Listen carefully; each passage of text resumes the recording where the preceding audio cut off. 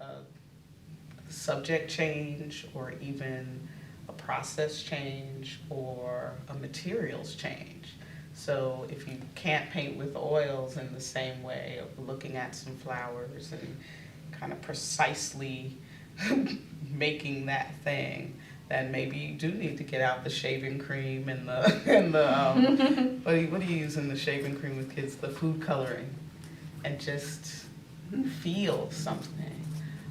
For a long time I was into beadwork, so I was making all these elaborate jewelry pieces, and now I have buckets of tins of beads in a cabinet that I don't even touch, but I'm not going to throw them away because there may be a point where I'm going to get back to it. And it's interesting, my least creative child, and I have three, she asked me about my beads the other day. She's like, you still have beads? I'm thinking about doing this. I'm like, yeah. So we got on FaceTime and I pulled them all out and I showed her all the colors and all the textures, and it was exciting.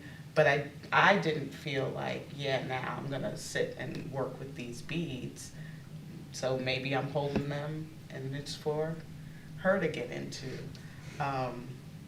For me, just life, last 10 years has been, it's not been a career path. It's been more like, and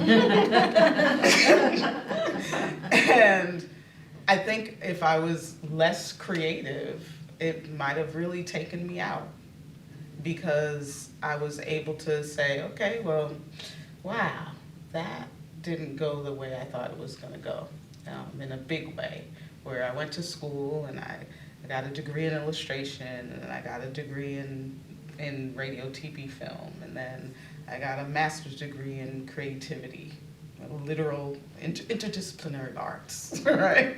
And I was on a career path, providing funding for young people and communities to work in concert with artists, either in schools or museum settings. And so I was doing that in California, and I was doing that here, and then I was working in a museum, teaching people how to take people on tours and developing all the workshop materials on the weekends and for the larger kind of events of the year, like MLK Day, and we did Gantt Fest. We did a lot of different projects.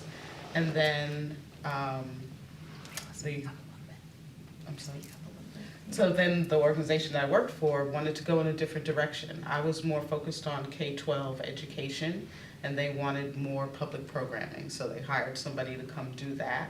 And then they gave me a new position with a new name and a $10,000 pay cut. Pay cut? Yeah.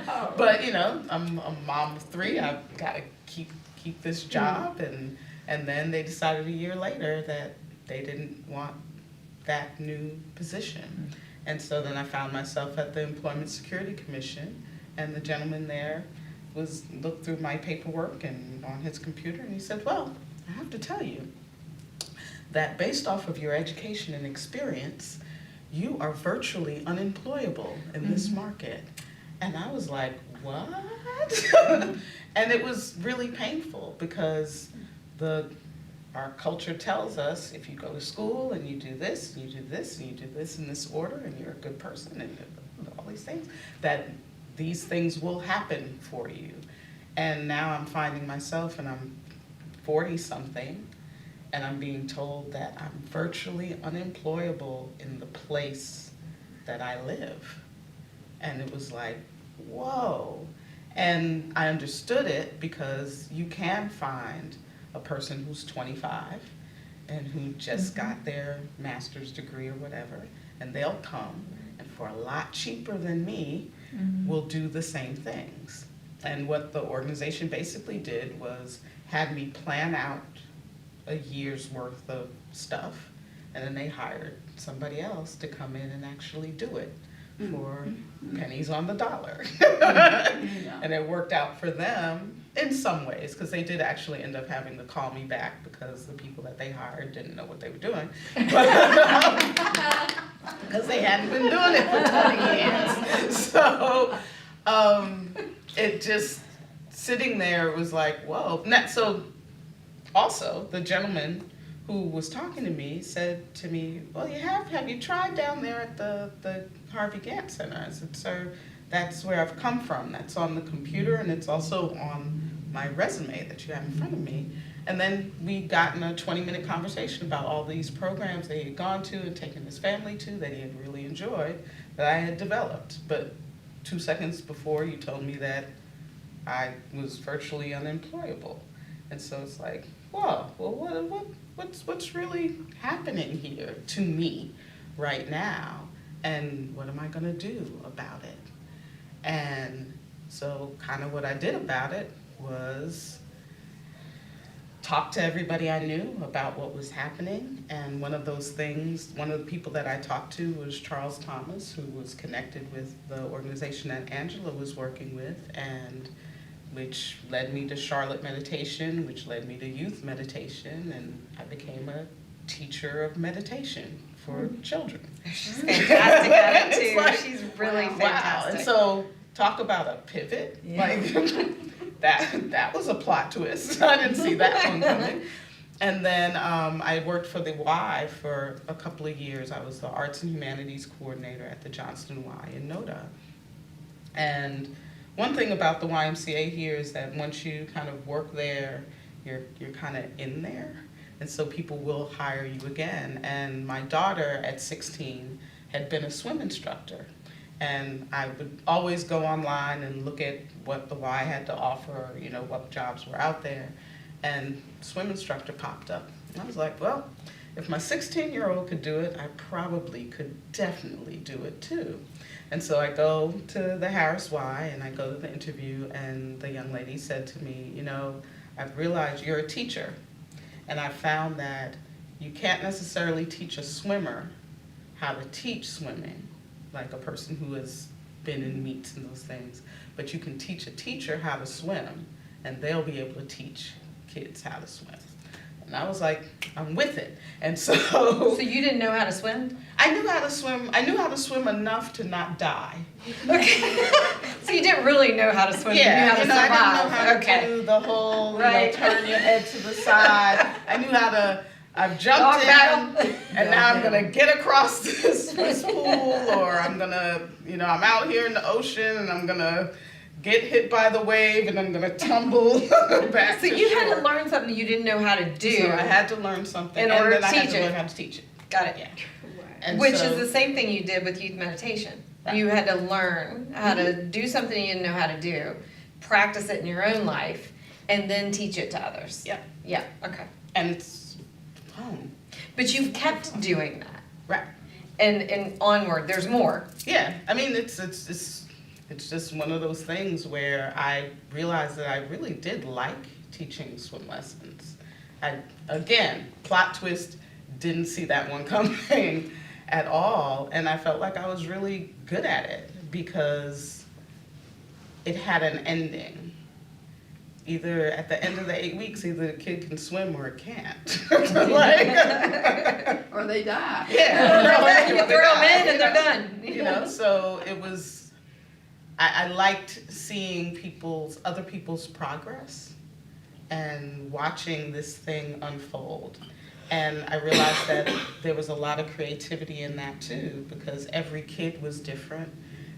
Every kid's reasons for being afraid of the water or afraid to do it were different, so I had to deal with them in different ways. I found myself incorporating a lot of the meditative processes, especially with kids that were really, really afraid.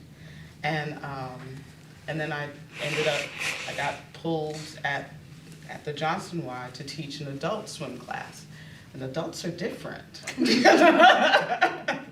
They're really, really different because I think as we get older, we get really rigid in how we think about our bodies and how we think about what we can and cannot do. And so it was really a lot harder. I had to pull on different things in order to, inspire my adult students to be able to swim and do what they wanted to do. You signed up for this class, you paid for it, so you must want to be here. But it went down a little differently. So it challenged me in different ways, and I've just found that I think I'm always looking for that challenge. Maybe that's part of the whole thing. And so then I decided, the $9.50 an hour with the swim lessons is awesome, but it's really not paying the bills at all. And literally everything fell apart. I went to live with my sister and brother-in-law, and that was a lot, to blend two families. It was a big enough space, but it wasn't a big enough space, and it was difficult. And I just was like, okay, I gotta do something else. And I found out about this free program at CPCC to learn how to code, to do websites. I'll sign up for that. It was horrible. It was horrible. And I knew that that wasn't for me, but it spent 4 months of my life figuring this thing out, only to find out that what they had taught us was the beginnings of what people were doing at the beginning of creating websites. And so basically the certificate that I was getting wasn't worth the paper it was printed on. And so it's like, wow, this is really hard. And because most of the other people in this particular program were IT professionals, they switched our focus to IT program management. And I was like, okay, well, I've programmed museum education and street festivals. Are those skills transferable? And for most of the headhunters I talked to, they were not. And so it was really depressing and disturbing that I had tried to learn a new thing and that this was gonna fail miserably. And so it came with career counseling. The career counselor really liked me because, I'm an artist, so I was like, oh, I could see the possibilities. Whereas we had other people in the program who had been making 6 figures all their life, and they just wanted what they had had. And so they were usually mad at her all the time because those jobs no longer existed. And so I came in, I was having a really rough day, and we were talking, and we were getting testy with each other. And then a hawk flew in and landed on the windowsill. It was a very, very weird day. And as I was doing my interview spiel, the hawk was doing this thing, and I was like, does this happen often? She says, it's never happened before. And I was like, whoa, okay, this is weird. And then she said, well, Catherine, in a perfect world, what would you want to do all day? And I said, in a perfect world, I'd want to draw on people all day. And she said, be serious. And I said, I am.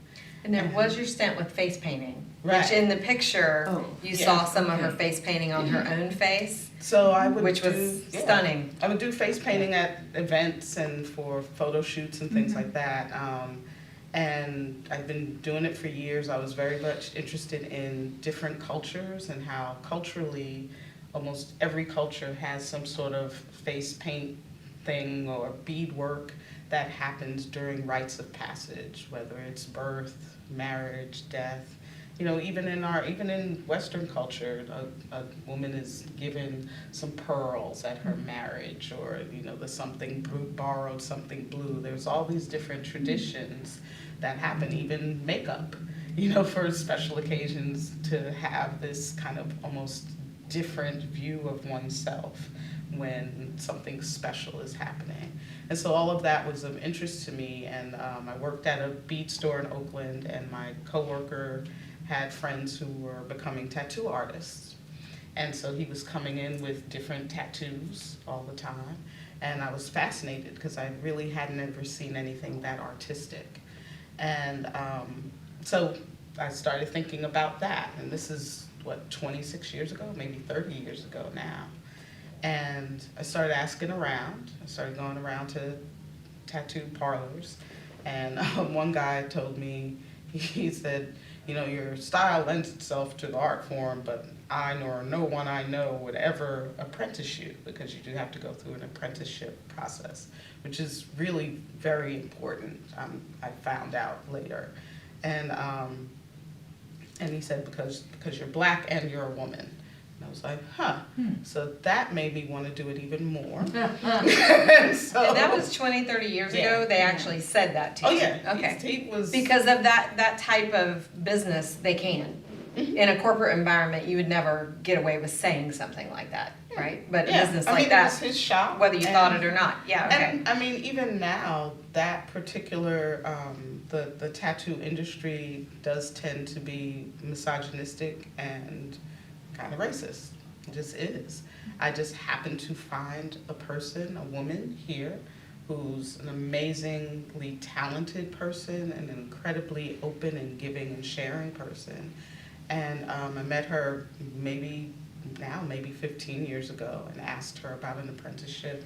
And then right at the time that my other life was kind of spiraling out, she was opening her own space. About when was that? That was 2014. So Okay. 2014, March of 2014 was... Right about when we... March 7th, 2014 was at the point of separation from my job, my old job.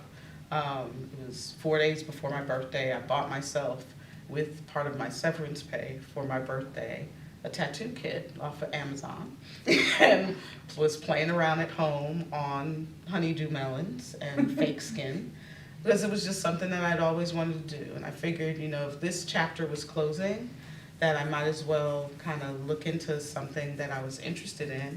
I really didn't think it was ever gonna go that far. And then I found a guy who was taking art classes with my daughter, and he knew how to tattoo, but he didn't know how to draw. And I asked him to come to my house and show me what I didn't know. And so I did that on my ankle, in my kitchen. On a Sunday morning, I made my kids waffles and turkey bacon, and a big guy named Jax with snake bites in his chin and tattoos everywhere was standing over me as I was tattooing on my ankle in my kitchen on a Sunday morning. That's like giving yourself a shot. Yeah. Ow. Yeah. It's a lot.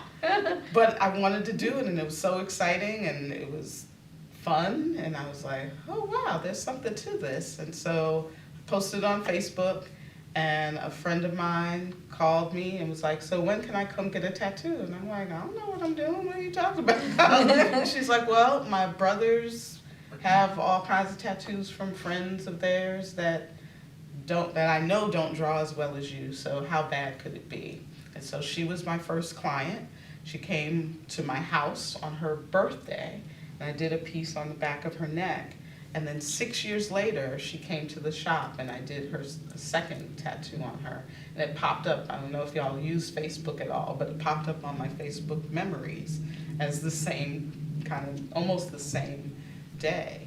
And so literally this testy conversation with my career counselor led me to really think about, okay, well, if that's what I want to do, then let me go do it. And so I went and I found Haley again, and I went to a workshop at her space, and I said, look, this is what I want to do, this is what I'm interested in. And she said no again, but start coming around. There was a big white wall outside of the studio, and she's like, I might want to get a mural painted, and we do have gallery space. You can just start coming by and watching. And I was like, okay, and so I did. And at the time, I was teaching swim lessons at the Harris Y and the Johnston Y. I was teaching dance and drama at a charter school. I was doing youth meditation. I think I had like 2 other jobs, and sometimes I would go to like 4 jobs in a day. So all trying to make a living for you and your 3 kids, trying to get out of your sister's house. Just trying to keep everything level on some level. So I was just pivoting. I was just all over town, just pivot. And sometimes I would get to the studio and all I could do was sit on a couch and just be like, I can't even believe this is my life. And after a month, she said, why don't let's do this. And so it's a 2-year process to watch and learn. And then I got my certificate, and I thought that it would be a long time before people would come to me, but people were watching my progress on social media, And the day I got my permit to actually tattoo people legally in the city of Charlotte, 15 minutes later, somebody came in to have me tattoo them.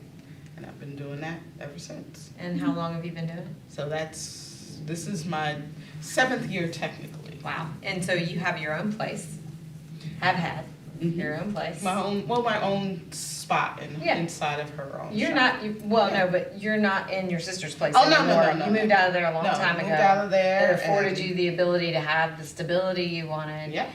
Here's something I'm kind of seeing based on what all of you have said and your story and my own experience, that there's the creativity is in seeing what hasn't been seen before, is moving past what we've done in the past and moving into something new. I know for my own self, when I had this event planning business, I relied on one particular designer whom I still love. He's still one of my favorites and a very good friend. He was mad at me and he said, no, I'm not doing a baseball bar mitzvah, but I had already taken the deposit, so I had to do it. I didn't know how to design. I had only planned everything. So I had no choice. And so I just did it out of curiosity to say, well, let's throw caution to the wind, see what we come up with. And everything I came up with was out of the box because I had to rely on myself. And I had to do what I didn't know how to do. And we won international awards for that particular event. The best part of it is what I found in myself. The best part of it was finding within me something I didn't know I had because I had to embark on something new. And I know you and I have talked about there's a spirituality in creativity because we have to dive deep, but at the same time, we have to forget ourselves. We have to forget what we think we know. We have to forget self-consciousness, being, I couldn't be worried about what everybody thought about what I was going to design because then I was no longer curious. Half of myself would be worried, only the other half was available to create something, right? And I had no expectations. Kind of back to what's not coming from you, I didn't have expectations because I'd never done it before. And that artist that I mentioned at the McCall Center, the first time we did screen printing with him, which was something I'd never done, had no experience with, and created these great designs. And he looked at him and he said, your whole life, you will try to get back to this moment. The moment where you had no expectations, you only had curiosity, and you threw caution to the wind. You just did it. In this childlike nature, you just did it because you were curious. And when we've done something before, we want to go back and revisit that, what we got out of it that time. And I don't think that's really ever available to us. I'm wondering if it's in the new, or if it's in this space of, it's almost inexhaustible, which is what I find in meditation, right? When we're talking about spirituality and what we can find in ourselves, I find that that's a never-ending ocean, that you're always in the middle of it and you can't see the shore.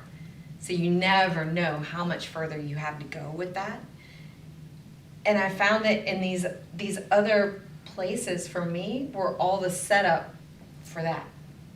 And I'm actually doing this online Kundalini yoga workshop thing.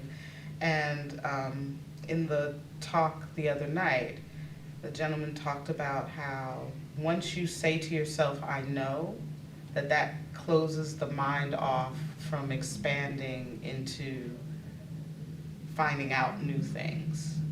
And so I think sometimes when you think that, well, I know how to do this, that then you're not thinking about, or you close yourself off from being open to all the other things that might be available to you. You know, that so many like visual artists think of themselves as only a visual artist, so if you ask them to dance, It's like, oh no, I don't do that. But you still might be able to do it if you're open to doing it, or open to kind of what those other things. So even if pastels aren't your thing now, what about collage? You know, where you're cutting things out that are interesting to you in different interesting shapes, not necessarily making that. Or even there's a woman here locally, her name is Monique Luck, and she just pulls colors. So she just has folders and folders of different colors that she pulls from different sources and then makes her pieces based off of that. And that there's just so many different ways to go. Yeah, I think it's a point of curiosity. What are you curious about? I think many of us here were reared in homes that said, once you start something, you finish it. And we will be thrifty. If you have purchased this, you will use it until it is used up. Mm-hmm. And you do. Because they were all product of the Depression too, weren't they? Exactly. Yeah. Exactly. And I think, you know, part of the mindset is, well, I've done that, and you know, maybe I don't want to do that anymore. And I think of my mother yelling at my dad, Leo, you've got all these fish tanks down here, and you haven't, you know, hatched any new fish in a couple of years. Should we get rid of them? And the photography equipment, you know, are you going to still keep your dark room? And he went through hobby after hobby after hobby. And that's my excuse. I'm saying, okay, I did that, I'm gonna go on to something new. But Because what do we find in the new? yeah, it's curiosity and trying something. And that, I think what has gotten harder for me as I get older is it's harder just to play. And maybe I never knew how to play in to begin with. What an interesting recognition. Yeah, I don't know what do other people find. Is it hard for you guys to play? Do you And not find care, and not care, but yeah. Right, because at this stage in your life, I know at my stage of my life, I can afford to care less. Not be careless, Yeah. but I can afford to care less. My time of growth in my profession, my 20-year event planning career, I've opted to close that in order to do the nonprofit for youth meditation, because that's where my growth is. That's where my curiosity is. And having saved and had the benefit of a husband who worked very hard, he passed 2.5 years ago, but having worked very hard to provide for us, I have the benefit of being able to move into that. I don't have to have that thinking. I have to have some of it, but not all of it. And it gives me a new lease on life. And that's important. I could have stuck with the event planning. We had changed it to something that still made money during COVID, that I've gotten 2 or 3 calls already on big jobs that we could have done. But I had to give that up in order to remain excited, in order to grow my life, and had to choose. Am I going to make more money, or am I going to feed my soul and grow? Which one do I want past 55? And it was the latter. And so it's a leap of faith, right? And I was taught you never leave a job till you have another job. Well, I have another job. It doesn't exactly pay me any money yet. But I'm going to grow from that too. Yeah? And my parents would have said, no, you never do that. That's silly. You can't be insecure. You have 3 children. They're about to go to college. Yes, they are. And we're going to figure that out. And if I don't take this leap of faith now, I never will. So when will we? When will we decide that we're going to learn to play? When will we decide that how we feel about our lives, the fun and the joy we're able to have in it, when does that become primary?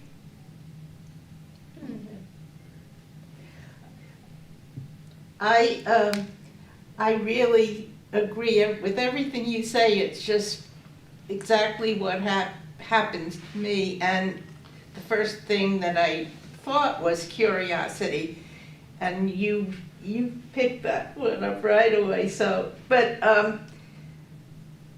the only thing that bothers me is seeing people who have too many shoulds, and if they want to learn something, they go and they follow somebody who knows everything, and they never get out of that.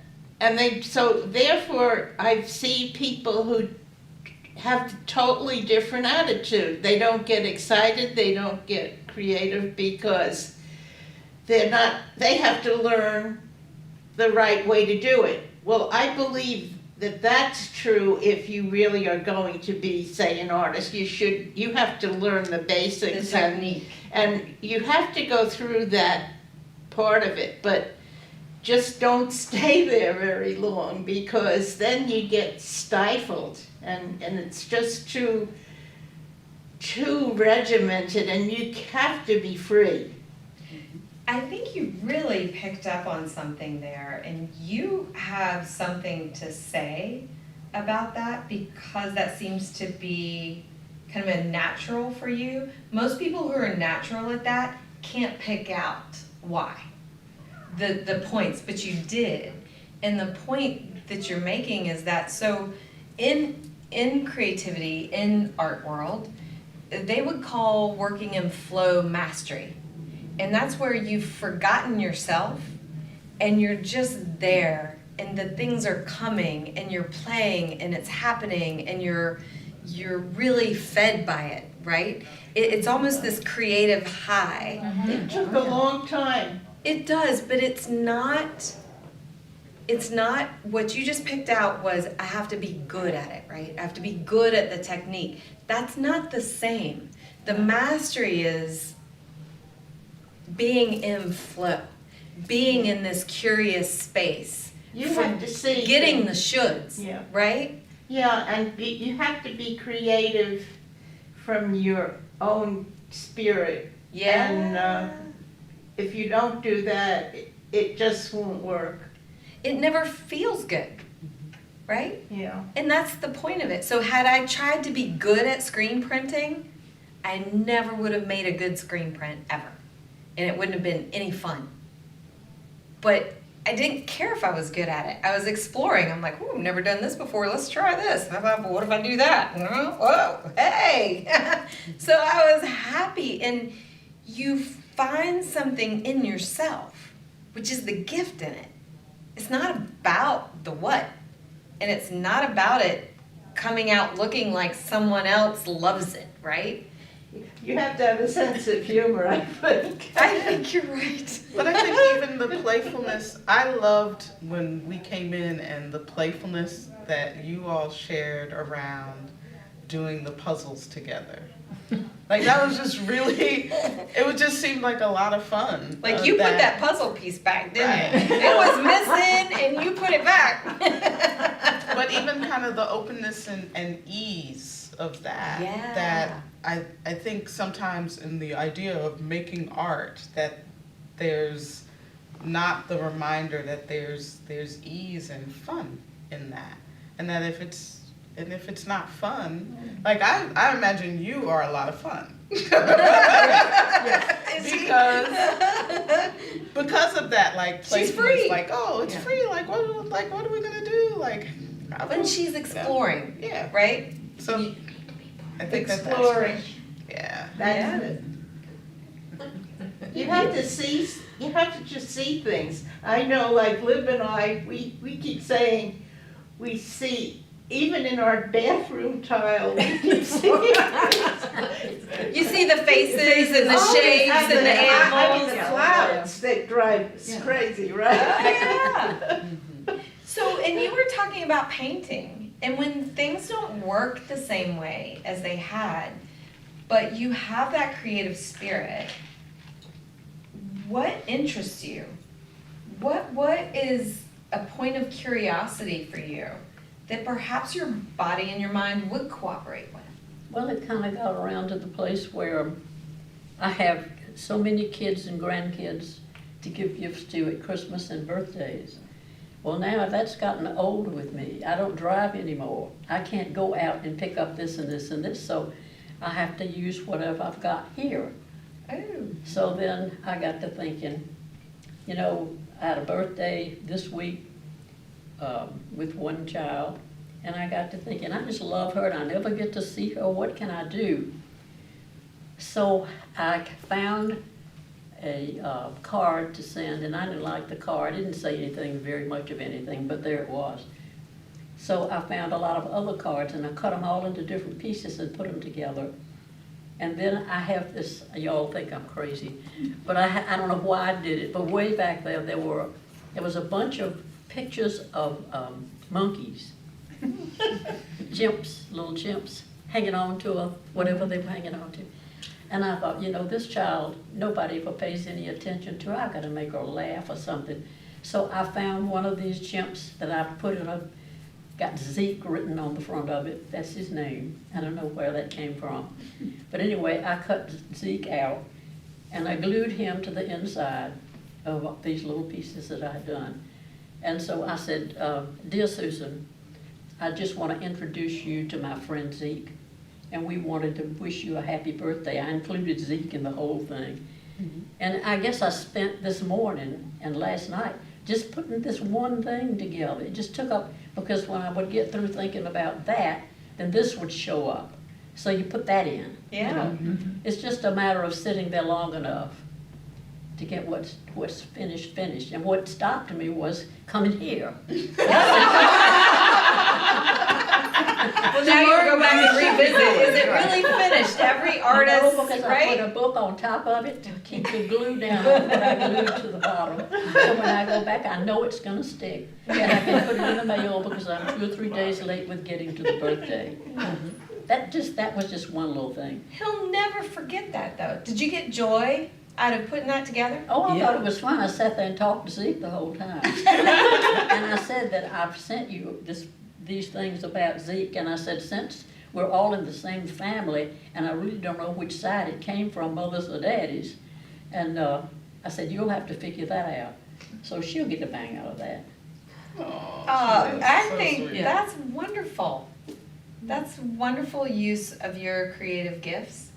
And then another thing that cranked up in me, since I can't paint anymore, one day I was sitting in my house, and right by the outside is a walkway where everybody goes by. Yeah. And I was looking out the window, and all of a sudden it dawned on me that this was a Sunday and I wasn't feeling well.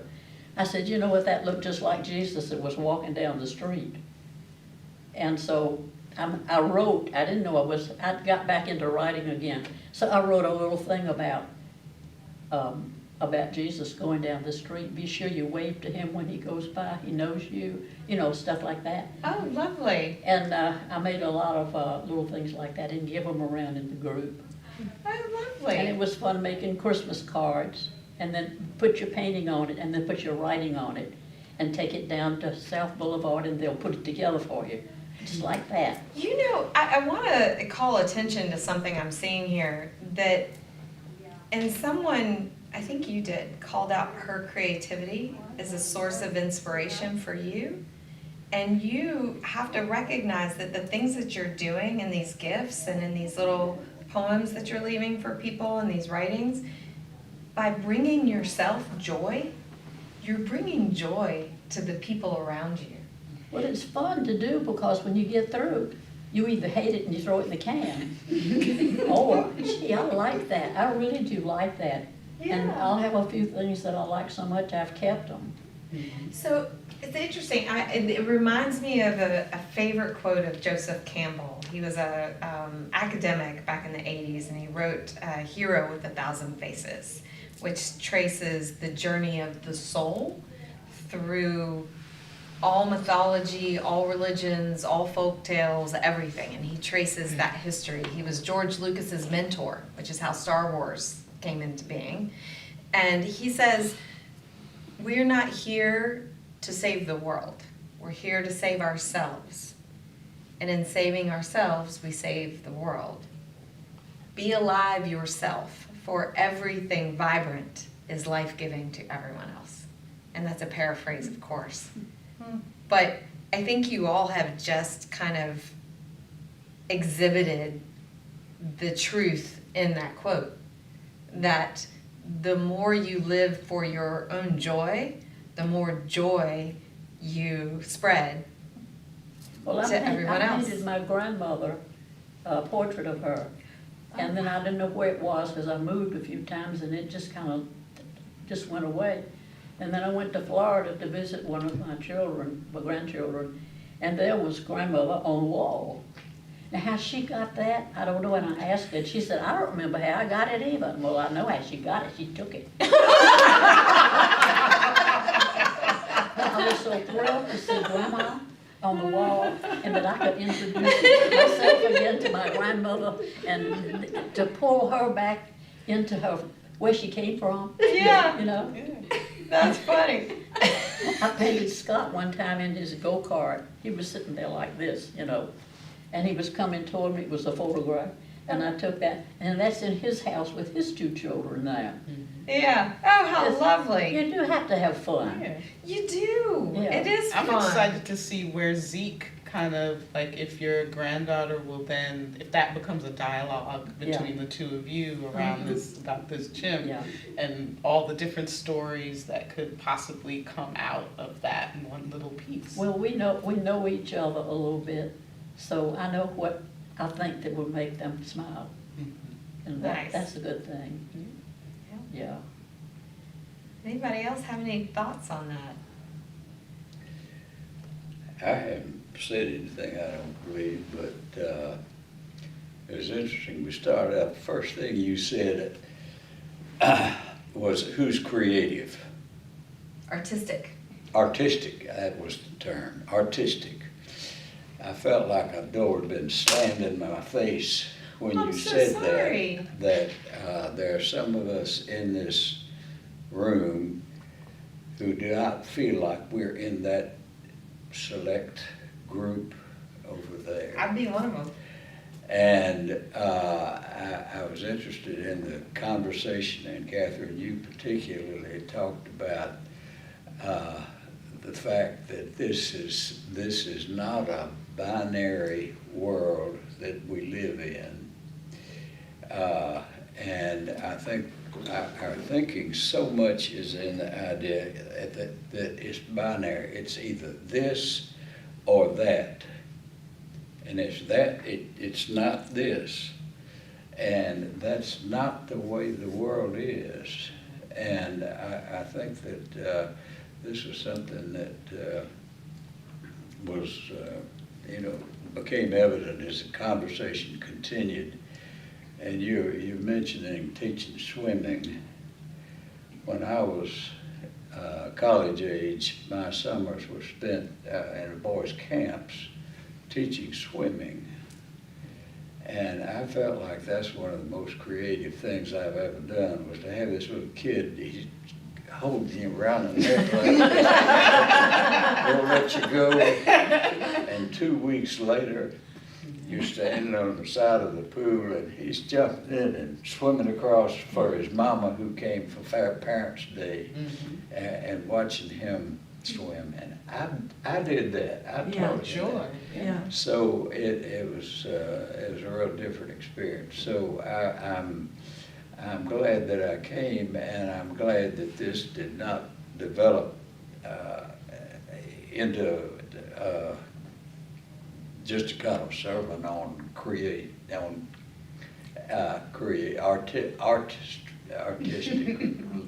Right.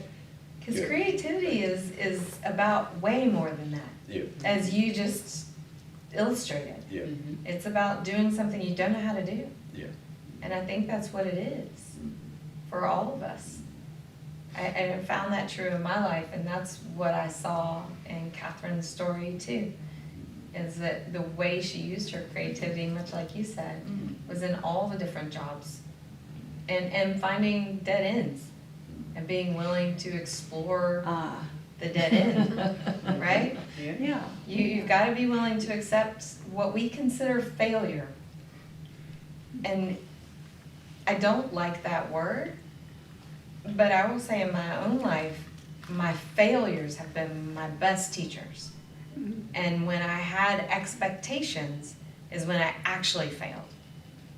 Where I didn't have expectations and I only had curiosity, I only found success. Because it was my frame of mind. And I found great joy in it too. But where I have expectations of a certain outcome and a certain success, it rarely ever ends in my satisfaction.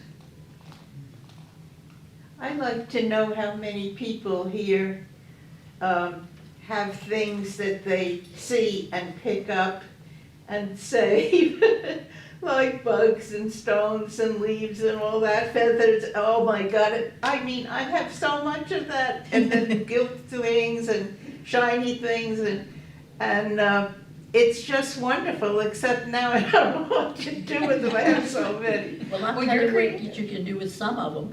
You Yeah. can decorate your house with them. Well, my house is too decorated already, Yeah, that's but a I bet you don't have problem. any cicadas. I pick up cicadas, and they're lying on the ground when they finish their death song. And there they are on the ground, they're about this long and about that wide. They have the most beautiful wings you have ever seen in I all have your a life. few in a bowl right now. I have a statue in my living room of a little child, and he's sitting like that, this way. He's got a cicada in his arm. Oh. So I figured I gotta give this kid something, you know?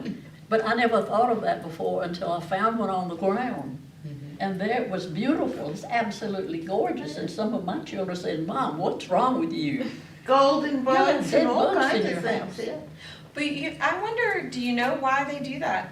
Cicadas? No, why your children think that way? It's a bug, Well, it is, because that's their frame of reference at their age, right? that's it. They don't have time. I remember I didn't have time to slow down, nor did I have the impetus to slow down and actually notice what's beautiful about what we see all the time.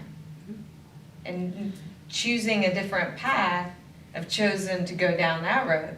But a lot of us don't think we have that ability to choose. Or maybe we've cornered our lives in such a way that we actually don't, or we're not willing to give up certain things to make that choice, or we just don't recognize it as a possibility yet. Well, I think as a child, people can be taught the wrong things so easily. It's so easy to do that. You have to be carefully taught.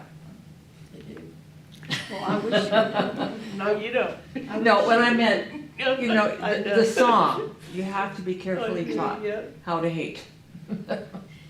I wish you could see the, I walk, I have a block or so, I have to walk to go home to my cottage where I live. And there's a crabapple tree halfway, you probably noticed it when you lived out there, and it bears once about this time every year, and they're ripe now. And I remember one time I noticed it, the first time I noticed it, nobody ever sees it but me. But now it has dropped and all the crows are out there, but there are these pink fuchsia blobs on the ground that the cars have run over.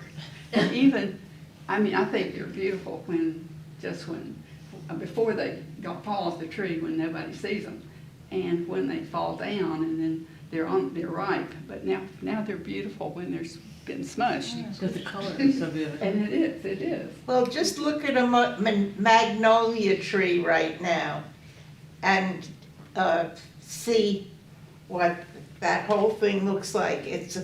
Somebody brought it to our book club, and it has leather on it. It has all kinds of beautiful Textures, things yeah. done. Just that, what is it? The The pod. bud, the Oh, pod. the pod, yeah. Yeah, and it was amazing. It was such a treat when she said, "I just picked this up and look and see what it is." Yeah, and so to have that kind of curiosity, I think is life